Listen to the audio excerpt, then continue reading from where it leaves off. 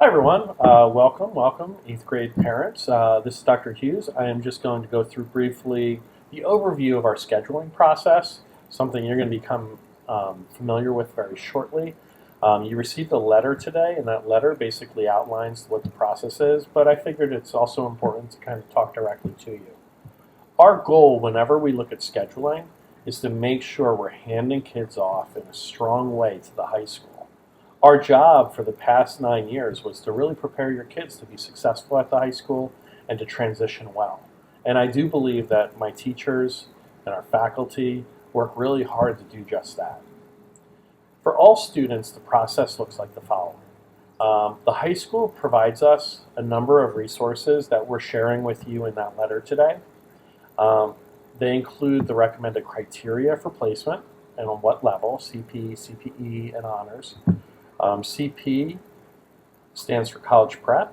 CPE is college prep enriched, and honors is a higher level. We think of honors, especially in the 9th grade level, of being pre-AP classes. So there's the description that they actually provide of the class levels. And there's also a description that they added this year, which was the course rigor guide. It tells you specifically what to prepare for and how difficult a course is going to be. Finally, you're going to have a list of available electives. You will be choosing a couple of different electives, your primary and secondary choices. Scheduling is a little tricky in that way. Not everybody gets their first choice all the time, but the high school tries to accommodate in whatever way they can. Also to know is that right now your teachers, the 8th grade teachers, are compiling the data they need to make data-informed decisions about where students should be placed. They take a number of factors into consideration. Some are placement tests, some are NJSLA scores, some are teacher recommendations, observations.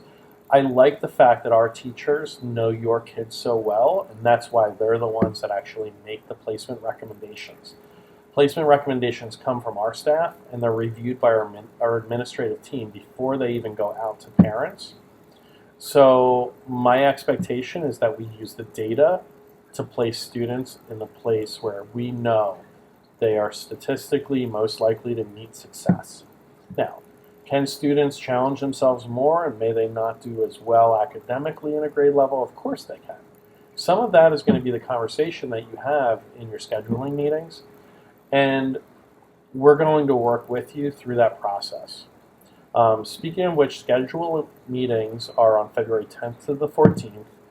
In a follow-up email to this, you're going to be able to start scheduling your child and coming in to meet with our guidance counselor as well as a guidance counselor from the high school to help you make the right placements for your child. Then finally, if there's waivers or appeals that need to be made, if you're not happy with a placement or you think your child should be in a different grade level, there's a process that we're going to be introducing and talking about in that way. It's at the building level here, and we try to make it efficient and effective for you. When things work, students are challenged. Students may feel healthy stress, but they're not distressed at the high school. And students can achieve at the level at which they work. Students feel prepared in 9th grade, and parents feel that their children are well prepared. And finally, kids stay in the level at which they're placed. I'm happy to report that this year we had really positive reports from the high school that most of the students we placed last year were highly successful in their level and did not switch their levels in the various courses. That's because we have a strong team of people who use data and their knowledge of your child to help make those placements. And they worked with parents to really prepare parents for what to expect. That's always our goal. So I'm going to just go through this really quickly. This year, this is the process. Placements are based on data. Administrative oversight happens before you get your letters of recommendation. In other words, myself and the team of administrators are going to be looking at each child's placement to make sure the placement makes sense in each class. So that's this part, the orange, the teachers meet with administration overview. Agreed upon recommendations are mailed to parents along with individualized criteria used. So you'll receive the criteria used, which is actually outlined already, as well as the recommendations that are being made for your child. Then you're going to be meeting with guidance for placement. During the meeting, parents can complete a brief appeal form for review within 5 days. We've actually moved that from 5 days to actually be at a specific date point. We'll tell you more as we get closer.